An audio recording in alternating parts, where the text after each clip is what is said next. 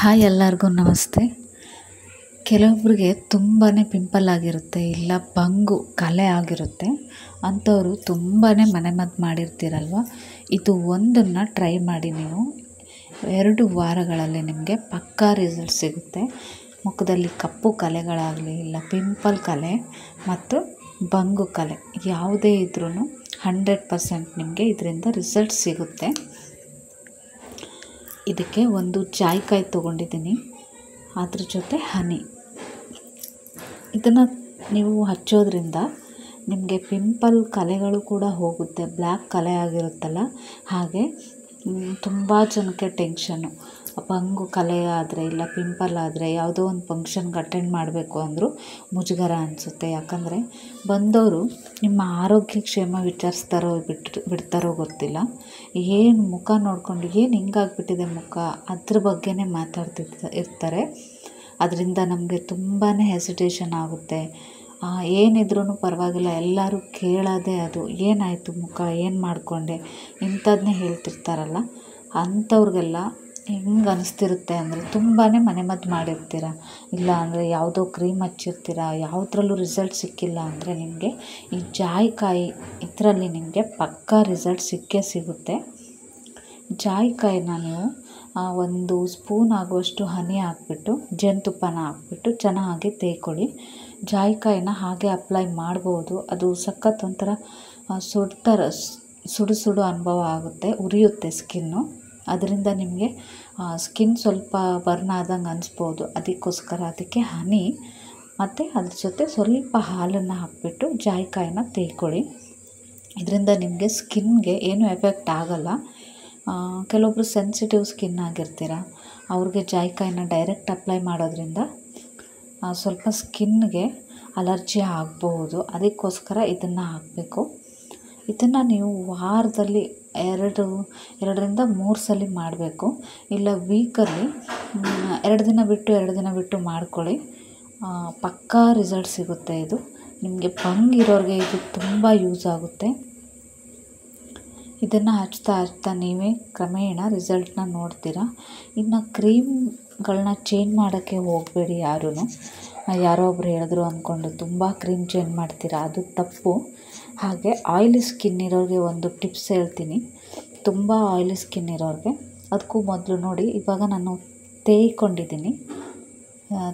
ಚೆನ್ನಾಗಿ ತೇಯ್ದಾದಮೇಲೆ ನಿಮಗೆ ಎಲ್ಲೂ ಕಪ್ಪು ಕಲೆ ಇದೆಯೋ ಫುಲ್ ಮುಖಕ್ಕೆ ಅಪ್ಲೈ ಮಾಡೋಕ್ಕೆ ಹೋಗಬೇಡಿ. ಬಂಗ ಎಲ್ಲ ಆಗಿದೆಯೋ ಮುಖಕ್ಕೆ, ಹಾಗೆ ಕಪ್ಪು ಕಲೆ ಇದೆಯಲ್ಲ ಅದ್ರ ಮೇಲಷ್ಟೇ ಹಚ್ಚಿ, ಫುಲ್ ಮುಖಕ್ಕೆ ಹಚ್ಚೋ ಅವಶ್ಯಕತೆ ಇಲ್ಲ. ಇದು ನಿಮಗೆ ಎಲ್ಲಿ ಕ್ಲೀನ್ ಆಗಬೇಕು ಮುಖ ಅಲ್ಲೂ ಅಷ್ಟೇ ಹಚ್ಚಿ.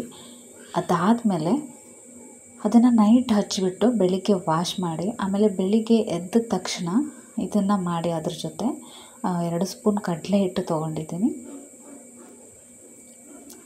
2 ಸ್ಪೂನ್ ಕಡಲೆ ಹಿಟ್ಟಿನ ಜೊತೆಗೆ 1 ಸ್ಪೂನ್ ಅರಿಶಿನ,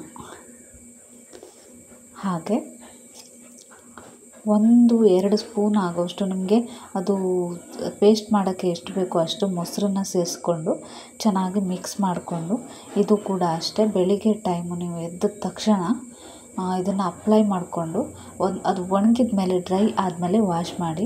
ಇದೇ ರೀತಿ ವಾರದಲ್ಲಿ 3 ಸಾರಿ ಮಾಡಿ ಸಾಕು. 2 ದಿನ ಬಿಟ್ಟು ಮಾಡಿ. ಇದನ್ನು ಮಾಡಿ ಇದಾದಮೇಲೆ ನಿಮಗೆ 1-2 ವಾರದೊಳಗಡೆ ರಿಸಲ್ಟ್ ಗೊತ್ತಾಗುತ್ತೆ. ಬಂಗು ಇರೋರಿಗೆ ಇದು ಒಳ್ಳೆ ಮನೆಮದ್ದು ಅಂತಲೇ ಹೇಳ್ಬೋದು. ಬಂಗು ಯಾಕಪ್ಪ ಆಗುತ್ತೆ ಅಂದರೆ, ನಮ್ಮ ಕರುಳಿನಲ್ಲಿ ಏನಾದರೂ ಕರುಳಿನ ಸಮಸ್ಯೆಯಿಂದ ಅದು ಭಂಗ ಆಗುತ್ತಂತೆ. ಕೆಲವೊಬ್ರು ಹೇಳ್ತಾರೆ ಹಾರ್ಮೋನ್ ಚೇಂಜ್ ಆಗಿ ಆಗುತ್ತೆ ಅಂತಾರೆ. ಇದು 30 ಮೇಲೆ ಯಾರಿಗೆ ಏಜ್ ಆಗಿರುತ್ತೋ, ಇಲ್ಲ ಅಂದರೆ ಬಾಣಂತಿಯರಿಗೆ ತುಂಬಾ ಆಗುತ್ತೆ ಅಂಥವರೆಲ್ಲ ಈ ಹೋಮ್ ರೆಮಿಡಿನ ಯೂಸ್ ಮಾಡಿ. ಇದರಿಂದ ಒಳ್ಳೆ ರಿಸಲ್ಟ್ ಸಿಗುತ್ತೆ ನಿಮಗೆ. ಹಾಗೆ ಇನ್ನೊಂದಂದರೆ, ಆಯಿಲಿ ಸ್ಕಿನ್ ಅವ್ರಿಗೆ ಒಂದು ಬೆಸ್ಟು ನಿಮಗೆ ಹೋಮ್ ರೆಮಿಡಿ ಏನಂದರೆ, ರುಟೀನ್ ಅಂತಲೇ ಹೇಳ್ಬೋದು. ಹೋಮ್ ರೆಮಿಡಿ ಇದಕ್ಕಿಂತನೂ ಸೋಪ್ ಬದಲು ನೀವು ಕಡಲೆ ಹಿಟ್ಟನ್ನ ಯೂಸ್ ಮಾಡಿ, ಆಯಿಲಿ ಸ್ಕಿನ್ನವರು. ಅದಾದಮೇಲೆ ಡೈಲಿ ನೀವು ಮುಖ ತೊಳೆಯೋಕ್ಕೆ ಯಾವುದೇ ಸೋಪ್ ಆಗಲಿ ಫೇಸ್ ವಾಶ್ ಆಗಲಿ ಯೂಸ್ ಮಾಡಬೇಡಿ. ಕಡಲೆ ಹಿಟ್ಟಿಂದನೇ ಮುಖ ತೊಳೀರಿ.